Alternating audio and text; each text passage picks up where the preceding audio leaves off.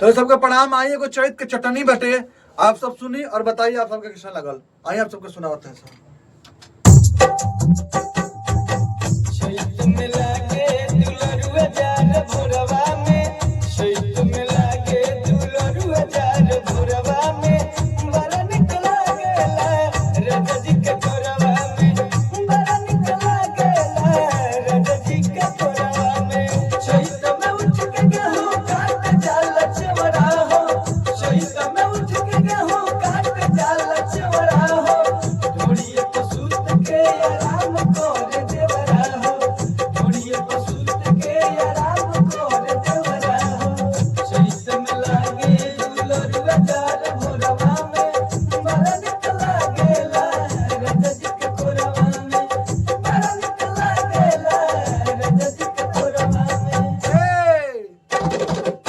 संग संग गेहुआ के कटनी करावेले, हसुआ के दान हमरा हाथ में धरावेले।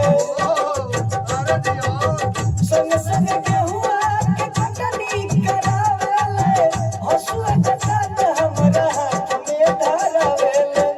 अंगना में सूती चाहे सूती ले असुरवा में, अंगना में सूती चाहे सूती ले असुरवा में, बड़ा निक लागेला राजा जी के कोरवा में, बड़ा निक लागेला राजा जी के कोरवा में।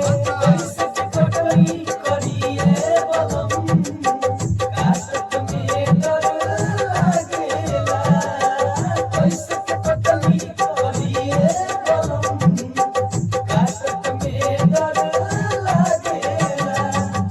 चैत में लागे दुलरुआ जार भोरवा में, बड़ा निक लागेला राजा जी के कोरवा में, बड़ा निक लागेला राजा जी के कोरवा में।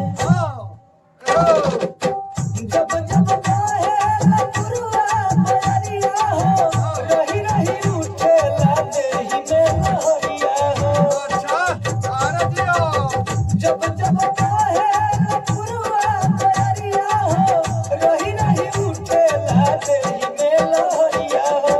सारा दुख दूर होला धरिया कवरिया में, सारा दुख दूर होला धरिया कवरिया में, बड़ा निक लागेला राजा जी के कोरवा में, बड़ा निक लागेला राजा जी के कोरवा में।